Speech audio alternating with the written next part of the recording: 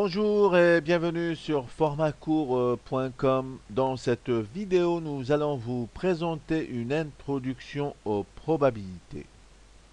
Avant de définir qu'est-ce qu'une probabilité, nous allons nous poser la question: quelle est la relation entre probabilité et fonction? Donc, pour revenir à cette notion de probabilité, nous allons définir d'abord qu'est-ce qu'une fonction. Une fonction, qu'on note en général par f, est une association entre deux ensembles. Comme vous voyez ici, l'ensemble E et l'ensemble F. Cette association, qu'est-ce qu'elle fait? Eh bien, elle associe à chaque élément de l'ensemble E, elle lui associe O plus. Le mot O plus ici est important et veut dire un élément ou zéro élément de l'ensemble F. Donc, si on regarde ce schéma-là, vous voyez ici les éléments de F qu'on appelle qu'on appelle des antécédents, les éléments de F qu'on appelle des images. Donc, si on prend des éléments de E, il y a certains éléments de E qui n'ont pas d'image dans l'ensemble F, comme ces deux éléments ici. Et chaque élément, vous constatez ici, chaque élément de l'ensemble E ne possède ou ne peut posséder qu'une seule image. Vous voyez cet élément-là, son image. Ce deuxième, il a l'image. Deux éléments différents de l'ensemble E peuvent avoir la même image. Et dans le cas où tous les éléments de l'ensemble E possèdent une image par f, cette fonction-là, elle porte le nom d'une application. Et on la note P pour la différencier un peu de la fonction.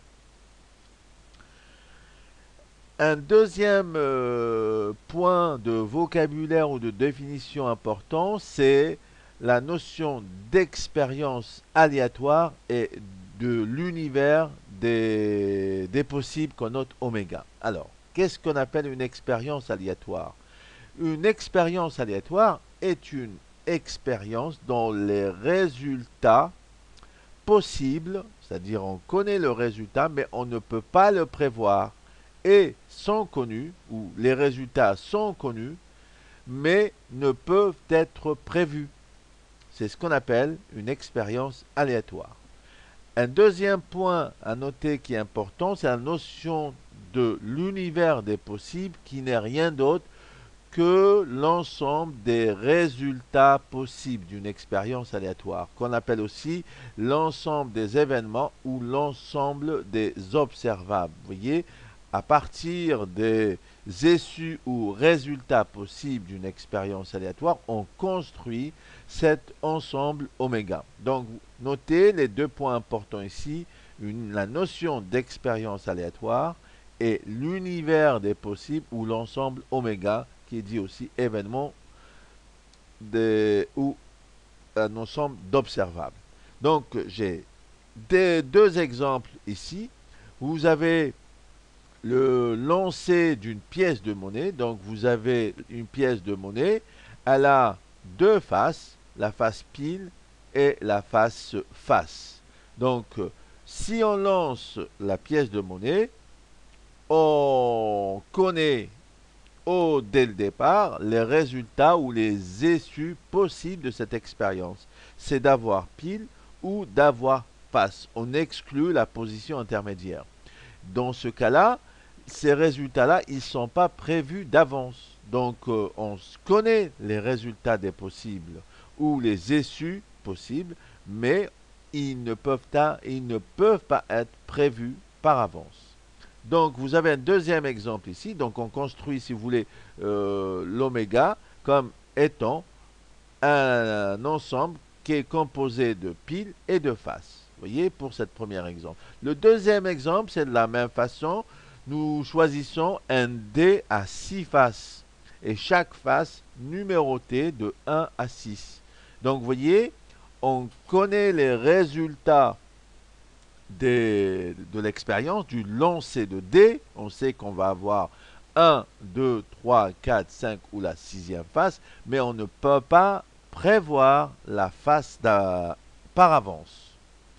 Dans ce cas-là, donc, on a l'ensemble de oméga, l'ensemble des possibles ou des observables ou des événements du lancé de D est égal à 1, 2, 3, 4, 5, 6. Donc, vous voyez, par ces deux ensembles-là, on arrive à comprendre la notion d'expérience aléatoire et la notion de l'ensemble oméga. Donc, à partir de là, on a de ces deux éléments-là, c'est-à-dire les fonctions qu'on a définies un peu plus haut et les expériences aléatoires et l'ensemble oméga, on formule un certain nombre d'hypothèses. Donc, on a 4 hypothèses ici, où l'ensemble E, si on affecte à l'ensemble E l'ensemble oméga, c'est-à-dire l'ensemble des événements ou des observables qui sont composés de oméga 1 jusqu'à oméga n, l'ensemble F, on lui affecte l'intervalle 0, 1, c'est-à-dire tous les nombres qui se trouvent entre 0 et 1, 0 et 1 compris. La troisième hypothèse qu'on essaye de mettre en place, c'est quel que soit un élément de l'ensemble oméga, P de cet élément-là, il doit être dans l'intervalle 0 et 1. Quatrième hypothèse, si on fait la somme de tous les P de oméga, qui sont P oméga 1 plus P oméga 2 jusqu'à P oméga n, on trouve égal à 1. C'est égal à 1. Dans ce cas-là, P, la fonction P ou l'application P, est dite une probabilité.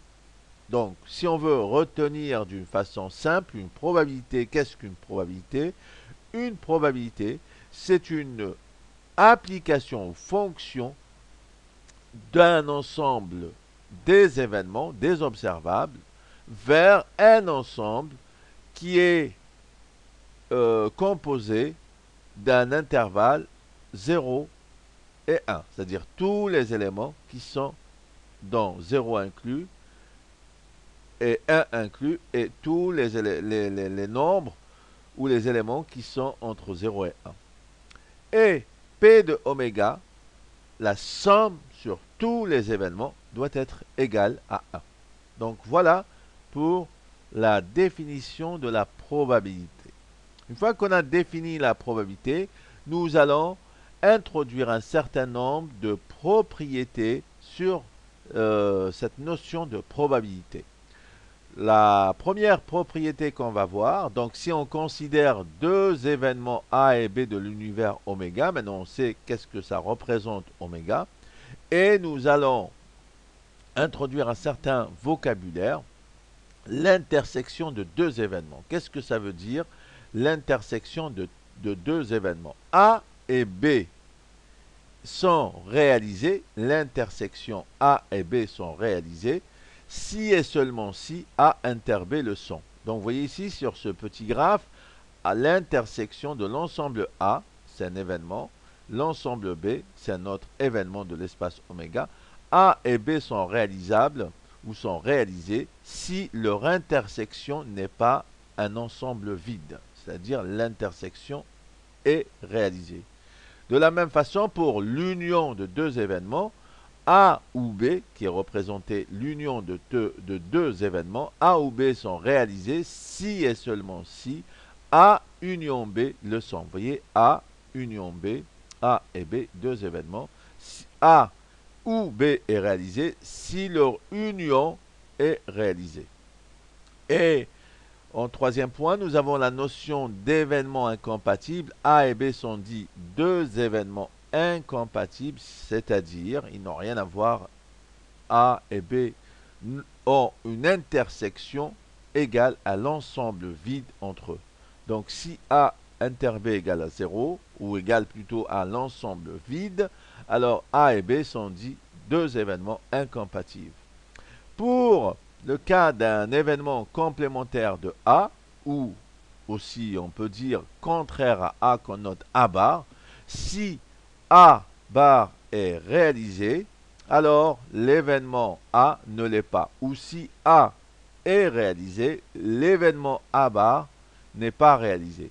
Et tout ceci cette notion-là d'union, d'intersection, d'événements incompatibles et d'événements complémentaires, on peut la traduire par les formules suivantes où vous avez la probabilité d'avoir l'événement A plus la probabilité d'avoir l'événement A bar est égale à 1. Si on considère dans ce cas-là que oméga est composé de l'événement A et A bar, donc P de A plus P de A bar est égal à 1. Première propriété. La probabilité d'avoir A union B est égale à P de A plus P de B moins, ici, l'intersection, la probabilité de l'intersection. Autrement dit, si on fait A union B, si on regarde dans ce cas-là A et B, A union B, pour ne pas compter deux fois dans P de A et P de B l'intersection, donc on retranche l'intersection de A inter B.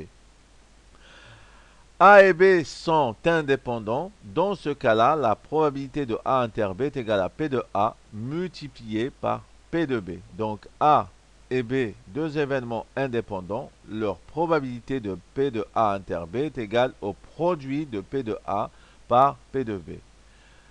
Dans le cas où A et B sont incompatibles, c'est-à-dire que A inter B égale l'ensemble vide, P de A inter B est égal à 0. Et dans le cas où on a une probabilité nulle, alors l'événement, comme ici P de A égale 0, ou P de A inter B égale 0, on dit que l'événement A est dit impossible, ou A inter B est un événement impossible. De la même façon, P de A égale 1, l'événement dans ce cas-là est dit certain. Donc 0, c'est un événement impossible. 1 est un événement certain.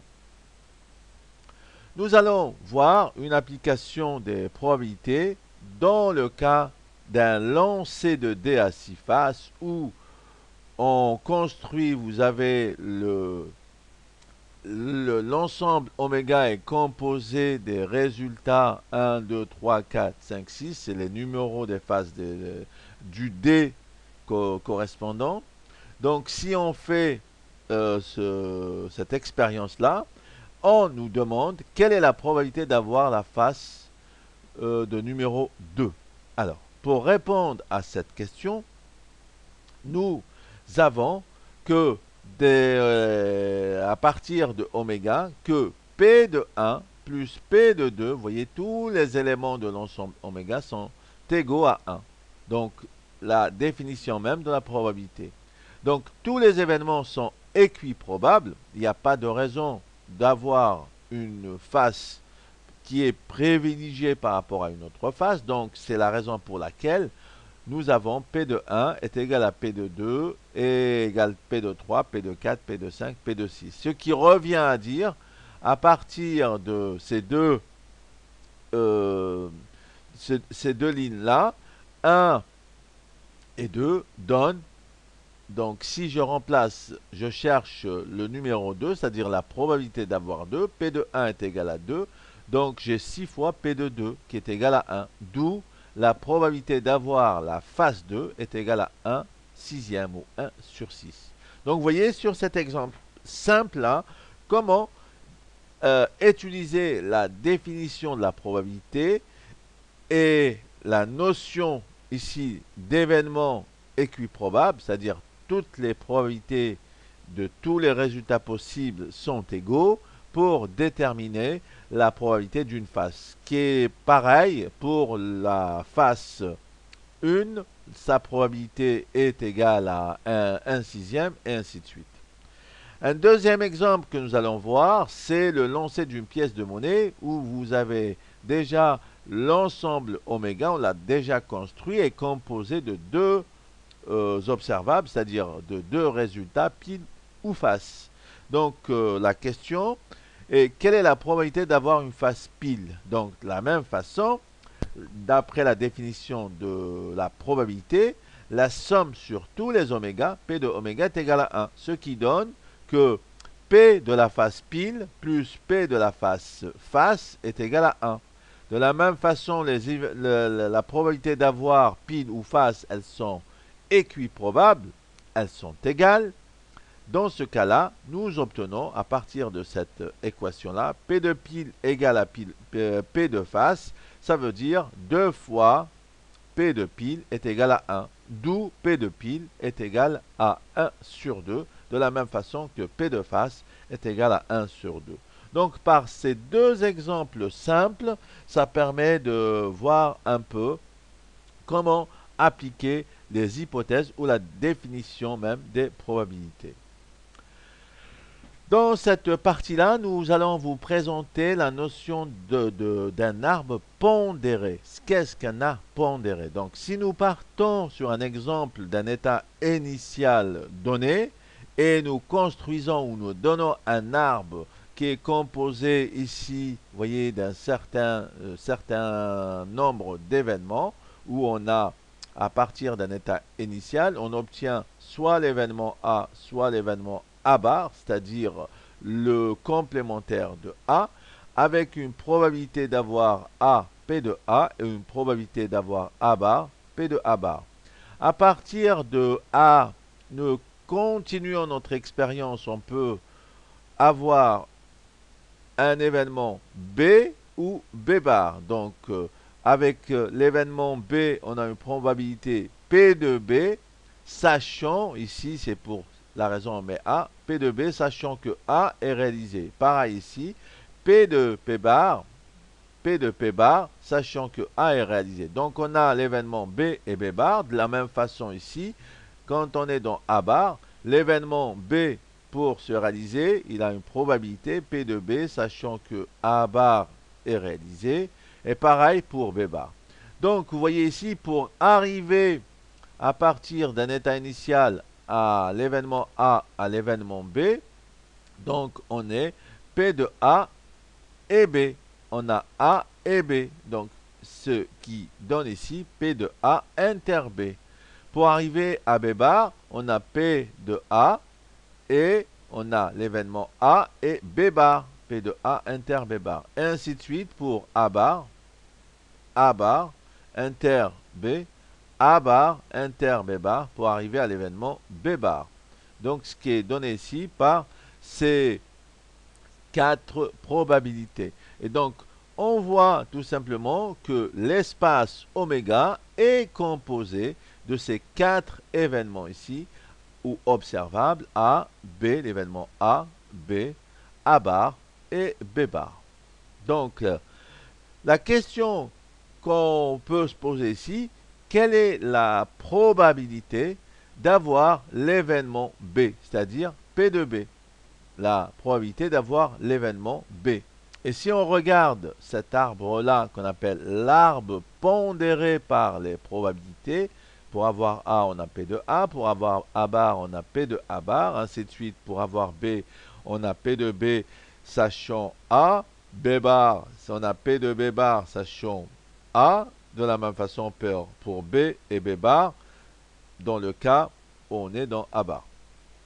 Donc, pour répondre à cette question, vous voyez bien que l'événement B se trouve dans cette branche-là de cet arbre et dans cette branche-là. Donc, on a cette branche-là ou cette branche-là. Donc, ce qui donne que P de B est égal, P de B, pour avoir cette branche-là, c'est P de A inter B plus P de A bar inter B bar. Vous voyez bien, P de A bar inter B bar. Et il n'y a pas d'intersection. L'intersection entre cette branche-là et cette branche-là, elle est égale à l'ensemble vide. Donc, P de A inter B plus P de A P de A bar inter B donne la probabilité d'avoir P de B. Si on regarde un peu P de A inter B, d'après ce qui précède, on a P de A inter B, P de A inter B, c'est P de A multiplié par cette probabilité-là pour avoir B, sachant A est réalisé. Donc P de A multiplié par P de B, sachant A. De la même façon, plus P de A bar inter B, c'est P de A bar, multiplié par P de B, sachant que A bar est réalisé. Donc si nous donnons une application simple de cet exemple-là, si en prenant par exemple toutes les probabilités égales à 1 demi ou 0,5, donc nous remplaçons dans la formule précédente, c'est-à-dire celle-ci, P de B égale P de A fois P de B sachant A, plus P de A bar multiplié par P de B sachant A bar. Donc vous voyez ici 1 demi pour P de A, multiplié par 1 demi, plus 1 demi fois 1 demi. Donc vous avez 1 demi fois 1 demi, c'est 1 quart, plus 1 quart, c'est 2 quarts. 2 quarts qui se simplifie pour donner 1 demi. Donc vous voyez, P de B est égal à 1 demi. Donc voilà pour cette notion d'arbre pondéré. C'est quelque chose qu'il faut savoir déterminer et savoir utiliser. Donc vous voyez ici la notion, on retrouve la notion de l'intersection de deux événements et la notion de l'union de deux événements. Donc voilà, nous arrivons à la fin de ce cours. Je vous remercie pour votre attention. J'espère que ce cours a été bénéfique pour vous. Je vous dis à très bientôt sur notre prochaine vidéo.